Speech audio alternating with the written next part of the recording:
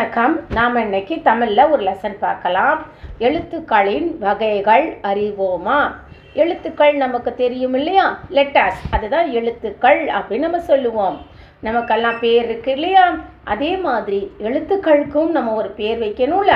அதுக்காகத்தான் தமிழில் இதை உயிரெழுத்துக்கள், மெய்யெழுத்துக்கள், உயிர்மெய் எழுத்துக்கள் அப்படின்னு 3 வகையாக பிரிச்சிருக்காங்க. தமிழில் உள்ள உயிரெழுத்துக்கள் உங்களுக்கு எத்தனைன்னு தெரியுமா? தமிழில் மொத்தம் 12 உயிரெழுத்துக்கள் இருக்கு. அ, ஆ, இ, ஈ, உ, ஊ, எ, ஏ, ஐ, ஓ, ஓ, ஔ, இதெல்லாம் தமிழில் நமக்கு இருக்கிற உயிர் எழுத்துக்கள். இந்த உயிர் எழுத்துக்களில் நாம் இன்னும் மறுபடியும் 2 வகையாக அதை நம்ம பிரிக்கலாம். எப்படின்னா, குறில் எழுத்துக்கள், நெடில் எழுத்துக்கள். குறில் எழுத்துக்கள்னா எப்படி இருக்கும்? அது இங்கிலீஷில் ஷார்ட் வவல்ஸ் அப்படின்னு சொல்கிறோம் இல்லையா. அதாவது அதனுடைய எழுத்துக்கள், அதனுடைய மாத்திரை அளவு நீண்டு ஒலிக்காது, ரொம்ப ஷார்ட்டாக குறுகி ஒலிக்கும். குறுகி ஒலிக்கிற எழுத்துக்கள் நாம் குறில் எழுத்துக்கள் அப்படின்னு சொல்லணும். குறில் எழுத்துக்கள் இல்லை குற்றெழுத்துக்கள் அப்படின்னு சொல்லுவாங்க.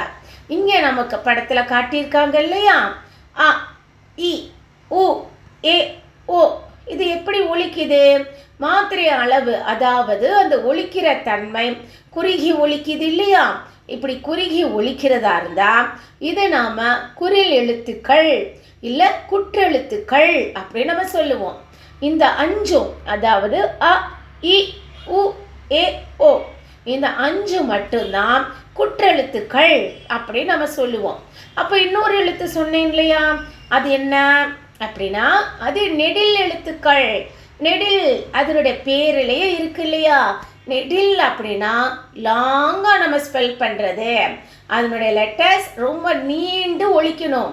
ஆ, ஈ, ஊ, ஏ, ஐ, ஓ, ஔ, இப்படி நீண்டு ஒழிச்சதுன்னா அதை நாம் நெடில் எழுத்துக்கள், நெட்டெழுத்துக்கள் அப்படின்னு நம்ம பேர் சொல்கிறோம். இது மட்டும்தான் தமிழில் இருக்கா? கிடையாது. தமிழில் மொத்தம் 18 மெய்யெழுத்துக்கள் இருக்கு. இந்த 18 மெய்யெழுத்துக்களை எப்படி ஸ்பெல் பண்ணணும்னா, இக்கு, இங்கு, இச்சு, இஞ்சு, இட்டு, இன்னு, இத்து, இந்து, இப்பு, இம்மு, ஈ, இர், இல், இவ், இல், இல், இர், இன் அப்படின்னு நாம் இதை ஸ்பெல் பண்ணணும். இதை எப்படி நாம் பிரிக்கலாம்? இப்போ நம்ம உயிர் எழுத்துக்கள் பிரித்தோம் இல்லையா, குறில் எழுத்துக்கள், நெடில் எழுத்துக்கள் அப்படி பிரித்தோமா, அதே மாதிரி தமிழ்லையும் இந்த மெய்யெழுத்துக்களை 3 வகையாக பிரிச்சிருக்காங்க. எப்படின்னா, வல்லினம், மெல்லினம், இடையினம்.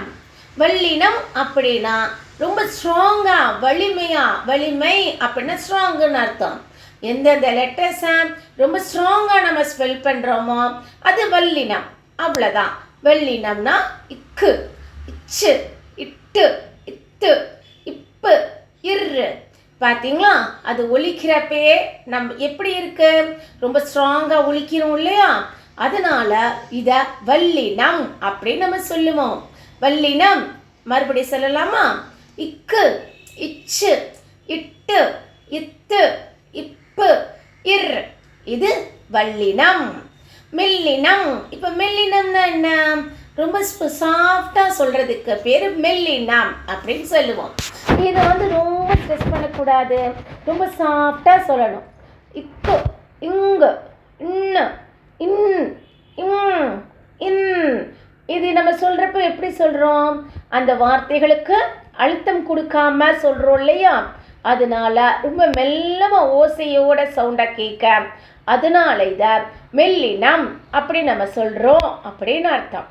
இதுக்கப்புறமா இன்னும் ஒன்று இருக்குது சொன்னேன் இல்லையா, அது என்னன்னா இடையினம். இடையினம் எப்படி சொல்லணும்? இது வல்லினமும் சொல்லக்கூடாது, மெல்லினமாகவும் சொல்லக்கூடாது, நடுவில் உச்சரிக்கணும்.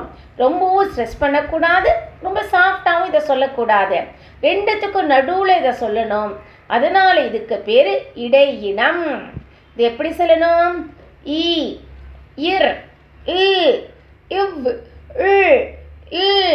அப்படின்னு நம்ம சொல்லணும். இந்த இந்த 6 எழுத்துக்கள் இருக்கு இல்லையா, இந்த இ, இர், இல், இவ், இல், இல், இதுதான் இடையினம் அப்படின்னு நம்ம சொல்கிறாங்க. இன்னும் ஒன்று இருக்குல்லையா, நம்ம உயிரெழுத்துக்கள்லாம் கடைசியில் என்ன போடுவோம், அக்கண்ணா போடுவோம் இல்லையா. அந்த அக்கண்ணா என்னன்னா ஆயுத எழுத்து. அதுதான் ஆயுத எழுத்துங்கிறது எதோடையும் நம்ம இதோட சேராது. அதனால் அதை தனிநிலை அப்படின்னு சொல்கிறோம் அப்படின்னு அர்த்தம். ஓகே, ஸோ நம்ம இப்போ இன்னைக்கு என்ன கற்றுக்கிட்டோம், எழுத்துக்கள்னா என்ன, எழுத்துக்களுடைய வகைகளை கற்றுக்கிட்டோம். என்னுடைய சேனல் சாய் பாட்டசாலா லைக் பண்ணுங்கள், ஷேர் பண்ணுங்கள், சப்ஸ்கிரைப் பண்ணுங்கள். உங்களுக்கு வேறு என்ன வேணும்னு சொல்லிட்டு கமெண்ட் பண்ணுங்கள். தேங்க்யூ.